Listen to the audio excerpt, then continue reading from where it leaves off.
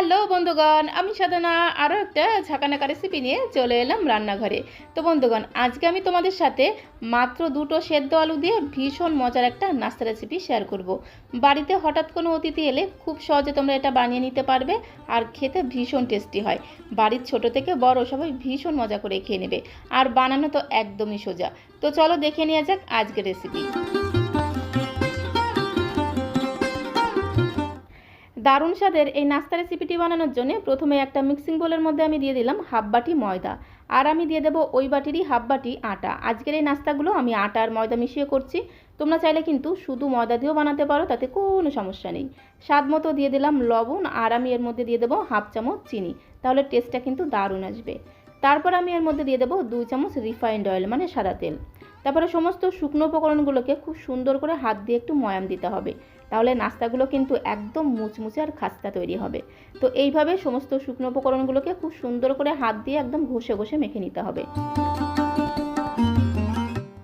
মাখতে মাখতে যখন দেখবে মিশ্রণের মধ্যে দলা পাকিয়ে আসছে, তখন বুঝে নিতে হবে যে ময়ামটা একদম ঠিকঠাক মতো হয়ে গেছে। এইবারে অল্প অল্প করে নর্মাল জল দিয়ে খুব সুন্দর একটা ডো আমাদের বানিয়ে নিতে হবে। প্রতিদিন রুটি পরোটা বানানোর সময় আমরা যেভাবে ডোটা মাখি, ঠিক সেই রকম একটা ডো আমাদের বানিয়ে নিতে হবে। তো হাত দিয়ে চেপে চেপে ঠেসে ঠেসে ঠিক এই রকম একটা সফট ডো আমাদের বানিয়ে নিতে হবে। ডোটা একদমই রেডি হয়ে গেছে। উপর দিয়ে সামান্য একটু সাদা তেল লাগিয়ে রেখে দেবো, তাহলে ডোটা উপর দিয়ে শুকিয়ে যাবে না। তো একদম ঝাঁকানাকা করে সামান্য একটু সাদা তেল লাগিয়ে নিলাম। এইবারে ধামা চাপা দেবো, মানে ঢাকনাটা বন্ধ করে 5-6 মিনিটের জন্য রেস্টে রেখে দেবো। ততক্ষণে বাকি উপকরণগুলো আমরা রেডি করে নেব। এখানে দেখো, আমি দুটো বড় সাইজের আলুকে আগে থেকে সেদ্ধ করে খুব সুন্দর করে খোসা ছাড়িয়ে রেখেছিলাম। এবার একটা গ্রেটারের সাহায্যে খুব সুন্দর করে এই সেদ্ধ আলু দুটোকে একটু গ্রেট করে নিতে হবে। এতে কি হবে, আলুর মধ্যে কোনো রকম বড় দলাভাব থাকবে না। তোমরা চাইলে কিন্তু কাঁটা চামচ দিয়েও খুব সুন্দর করে ম্যাশ করে নিতে পারো। লক্ষ্য রাখতে হবে যেন আলুর মধ্যে কোনো রকম বড় দলাভাব না থাকে। তো দেখো, খুব সুন্দর করে আলু দুটোকে গ্রেট করে নিয়েছি। এবার এই গ্রেট করা আলুটাকে অন্য একটা বড় মিক্সিং বোলের মধ্যে নিয়ে নেব। এখন এই সেদ্ধ আলুর মধ্যে আমি দেবো স্বাদ মতো লবণ, আর খুব সুন্দর একটা কালারের জন্য দিয়ে দেবো সামান্য একটু কাশ্মীরি লাল লঙ্কার গুঁড়ো। এতে খুব সুন্দর একটা কালার আসবে। চাইলে কিন্তু তোমরা ঝাল লঙ্কার গুঁড়োটাও দিতে পারো।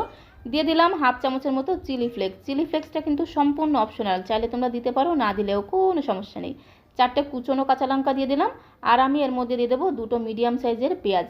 দুটো মিডিয়াম সাইজের পেঁয়াজকে একদম ঝিরিমিরি করে কুচিয়ে রেখেছিলাম, তো সেই ঝিরিমিরি পেঁয়াজটা দিয়ে দিলাম। আর দিয়ে দেবো কিছুটা ধনেপাতা কুচি। একটু ধনেপাতা কুচি দিলে কিন্তু দারুণ টেস্ট হবে, ফ্লেভারটাও কিন্তু দুর্দান্ত হবে। দিয়ে দেবো 1 চামচ ভাজা মশলা।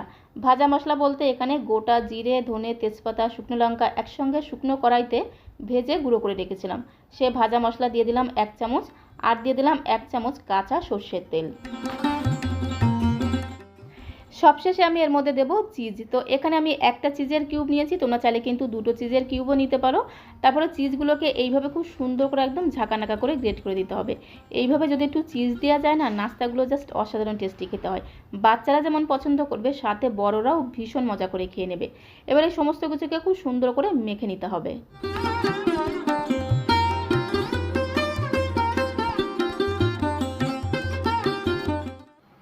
তো দেখো, এই সমস্ত কিছুকে আমি কাঁটা চামচ দিয়ে খুব সুন্দর করে মেখে নিয়েছি। তোমরা চাইলে কিন্তু হাত দিয়েও মেখে নিতে পারো।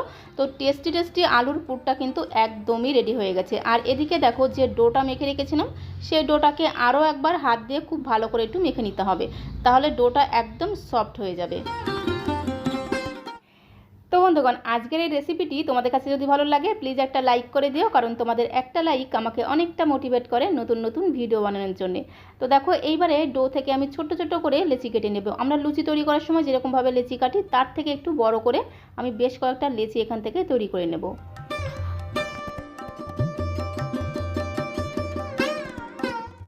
তো দেখো, এই ডো থেকে আমি মোটামুটি 10-12টার মতো লেচি বানিয়ে নিয়েছি। এবার এগুলোকে বেলে নিতে হবে। তো বেলুন চাকিতে সামান্য পরিমাণে একটু ময়দা ছড়িয়ে দিলাম। এইবারে একটা করে লেচি নিতে হবে, আর বেলনি দিয়ে খুব সুন্দর করে বেলে বেলে একটা পাতলা রুটির মতো আমাদের বেলে নিতে হবে। খুব বেশি বড় না, মানে লুচির থেকে একটু বড় করে বেলে নিতে হবে, আর একটু পাতলা করে বেলে নিতে হবে। ঠিক এই রকম করে বেলে নিতে হবে। তো প্রথমে এইভাবে প্রত্যেকটা রুটি আমি বেলে নেব। এখন আমরা একটা ময়দার ব্যাটার রেডি করে নেব। তার জন্য একটা বাটির মধ্যে 2 চামচের মতো জল দিয়ে দিলাম আর দিয়ে দেবো 2 চামচ ময়দা। তারপর একটা হ্যান্ড হুইস্কারের সাহায্যে খুব সুন্দর করে একদম ঘোটানাটা করে একটা গাঢ় ঘনত্বের ময়দার ব্যাটার আমাদের রেডি করে নিতে হবে। তো দেখো ময়দার ব্যাটারটা কিন্তু রেডি হয়ে গেছে। এইবারে আমরা যে রুটিগুলো তৈরি করে রেখেছিলাম সেখান থেকে একটা করে রুটি নিতে হবে আর এই ময়দার ব্যাটারটা রুটির সাইড থেকে এইভাবে লাগিয়ে নিতে হবে। তো দেখো ময়দার ব্যাটারটাকে সাইড থেকে লাগিয়ে নিলাম। এইবারে আমরা যে আলুর পুরটা তৈরি করে রেখেছিলাম সেখান থেকে আলুর পুর নিয়ে হাতের মধ্যে নিয়ে এইভাবে একটু লম্বা লম্বা করে রোল করে নিতে হবে। ঠিক এইরকম একটু রোল করে নিতে হবে, তাহলে বানাতে সুবিধা হবে।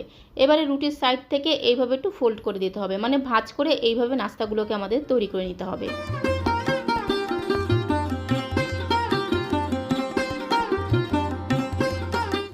তো এইভাবে ভাঁজ করে করে প্রত্যেকটা নাস্তার শেপ আমাদের তৈরি করে নিতে হবে। কোথাও দেখো খুলে যাবে না, খুব সুন্দরভাবে তৈরি হয়ে যাবে। তো এইভাবে প্রত্যেকটা নাস্তার শেপ আমরা তৈরি করে নেব। প্রথমে একটা রুটি নিতে হবে, রুটির সাইড থেকে এইভাবে একটু ময়দা লাগিয়ে নিতে হবে। তারপরে আমরা যে আলুর পুরটা রেডি করে রেখেছিলাম সেই আলুর পুরটাকে এইভাবে একটু লম্বা লম্বা করে রোল করে নিতে হবে। তারপরে রুটির একটা সাইডে রেখে রুটিগুলোকে এইভাবে একটু ভাঁজ করে দিতে হবে, তাহলেই দেখবে কত সুন্দরভাবে কিন্তু নাস্তাগুলো তৈরি হয়ে যাবে।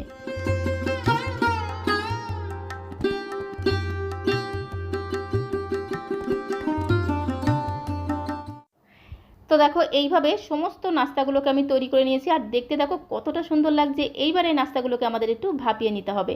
তো তার জন্য চলে আসলাম কড়াইয়ের কাছে। কড়াইতে আমি আগে থেকে বেশ কিছুটা জল গরম হতে বসিয়ে দিয়েছিলাম আর জলটা ফুটতে শুরু করেছে। এই ফুটন্ত গরম জলের উপরে এইরকম একটা ঝাঁঝরি থালা বসিয়ে দিতে হবে আর এই ঝাঁঝরি থালার মধ্যে অবশ্যই একটু সাদা তেল একদম ঝাঁকানাকা করে ব্রাশ করে দিতে হবে, নাহলে কিন্তু থালার গায়ে আটকে যাবে।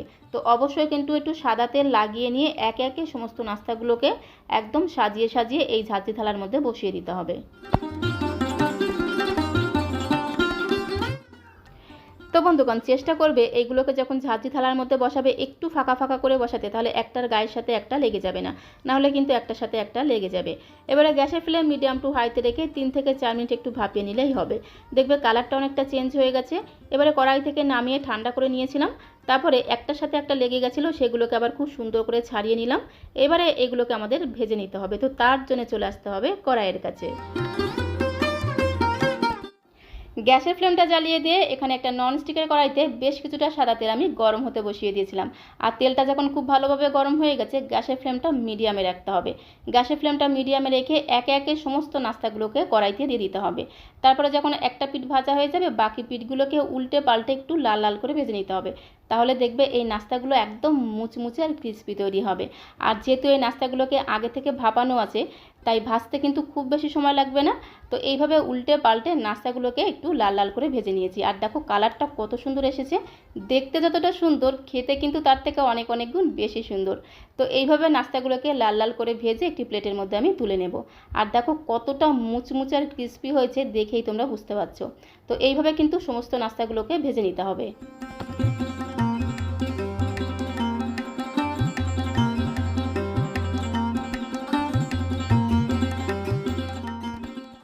বাকি ব্যাচের নাস্তাগুলোকেও কিন্তু এপিট ওপিট উল্টে পাল্টে একদম লাল লাল করে ভেজে নিতে হবে। আর যেহেতু এর মধ্যে চিজ দিয়ে আছে বাচ্চা থেকে বড় সবাই ভীষণ মজা করে খেয়ে নেবে আর ভীষণ মুচমুচে আর ক্রিস্পি তৈরি হয়।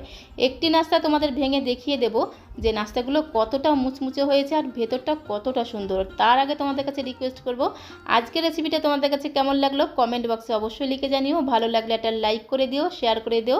নতুন বন্ধু হয়ে থাকলে অবশ্যই চ্যানেলটিকে সাবস্ক্রাইব করে দিও, যাতে যখন এরকম সুন্দর সুন্দর ভিডিও আপলোড করব সঙ্গে সঙ্গে নোটিফিকেশন আগে তোমার কাছে পৌঁছে যায়।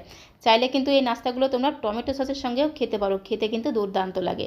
তো আজকের মতো এই পর্যন্ত, সবাইকে অসংখ্য অসংখ্য ধন্যবাদ।